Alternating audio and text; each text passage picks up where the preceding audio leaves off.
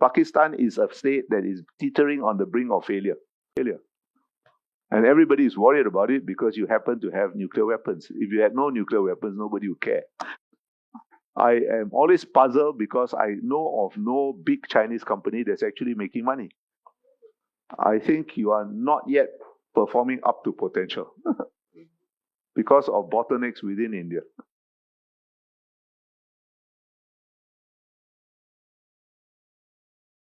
And this is still very largely a jungle world.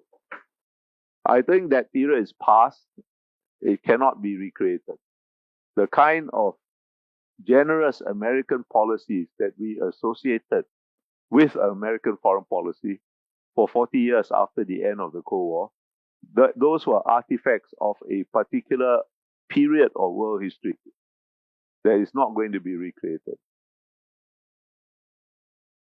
It's a Leninist state, right? And the fundamental value of a Leninist state is control. But economic efficiency, almost by definition, means less control. Now, it's not an absolute choice. It's not total control or total letting go completely.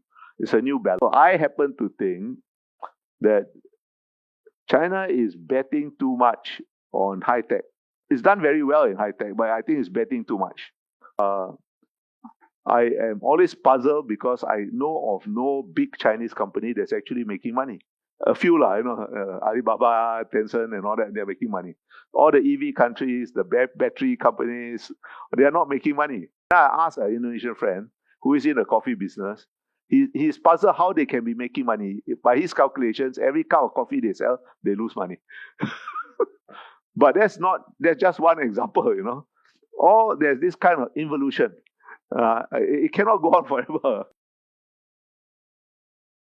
Because of its location, as Pakistan has so many borders, it's Afghanistan, Iran, India, China, and because Don't forget of its India. You have a location, border with India too. because of its location, Pakistan is experiencing such challenges. Okay, first of all, I don't think you can blame your location on everything.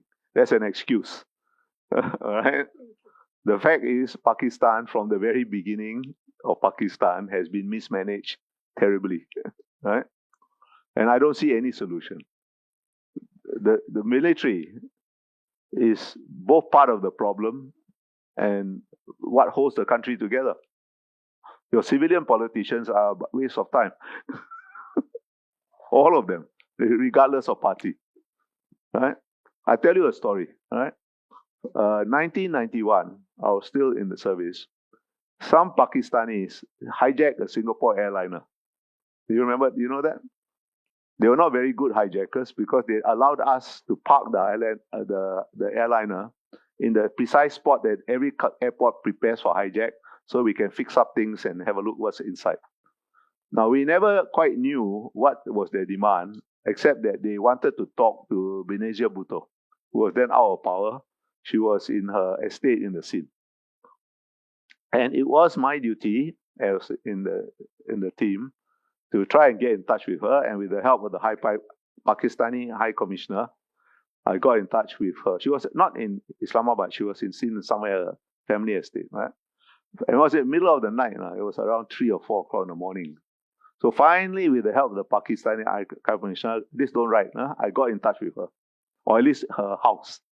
And first of all, once I got through to her house, I had to find somebody who spoke something other than Urdu, because none of us can speak Urdu in that team, right? So finally got somebody who could speak English. I don't know who he was. He was some servant or some member of the household, right? So I explained to him carefully what's the situation. This is 4 or 5 hijackers. We're not sure what they want, but they want to speak to Madam Benazir Bhutto, and they have told us if they can speak to her, they will surrender. If they cannot speak to her, they will start killing the passengers. So I explained this to the person 3 times. And he said, "Ma'am is sleeping, cannot be disturbed," and put down the phone. Then we stormed the plane, killed all the hijackers. So we still do not know, and we'll never know what they really wanted, because they're all dead. but none of our passengers were injured. Now, I tell you this story to show that this is a very feudalistic society you have in Pakistan. You know better than me. Not the entire society is feudalistic. Most of the society is feudalistic. Your elite is okay. Your civilian elite is okay. They are actually quite modern and so on, but they are ineffectual. They have no power. They have no guts. And I don't blame them because somebody will cut off their head. But no one can now.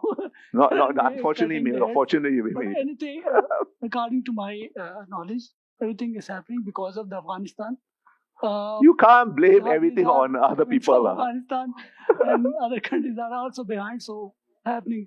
No, I agree. Your geographical location doesn't help, but it is not the root cause. And if you consist, all countries that continue to blame some other country for their problems will never get out of the problem.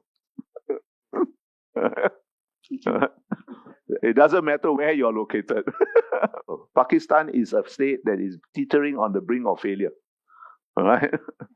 Okay, it has been for some time. It hasn't quite fallen over, for which we all should be grateful.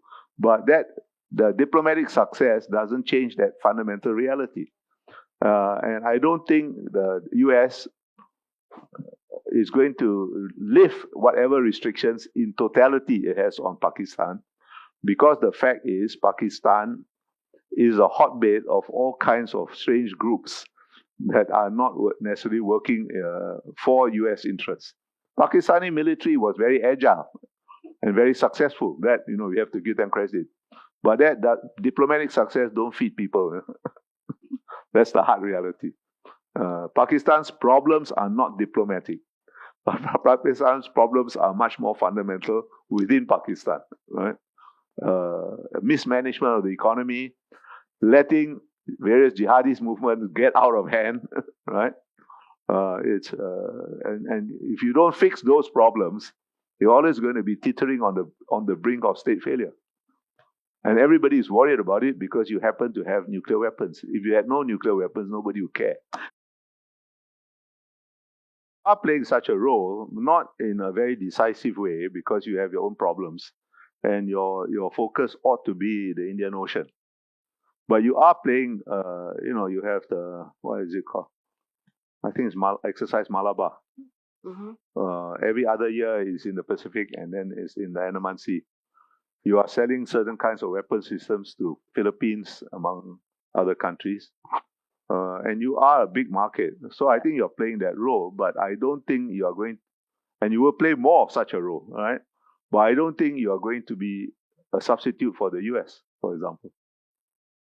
Yeah, so my question is related to the other question was also actually just you kind of touched upon it briefly, is that in this whole US-China war, India was supposed to be kind of coming up as a diversified supply chain for a lot of the global MNCs.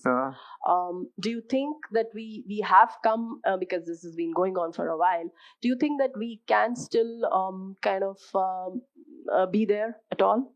You are there to some degree, mm-hmm. But you need to, it's not going to happen automatically. There are certain things India has to do in terms of its educational system, its labor supply of the right type, infrastructure, power supply, things like that. It's not automatically everything is going to go to India. Mm-hmm. Anyway, India has many places, so some parts of India are doing all right, but I think you are not yet performing up to potential because of bottlenecks within India. So that is the world from a man with no reason to flatter anyone. He tells you what he sees, and what he sees should change how you think about India's rise.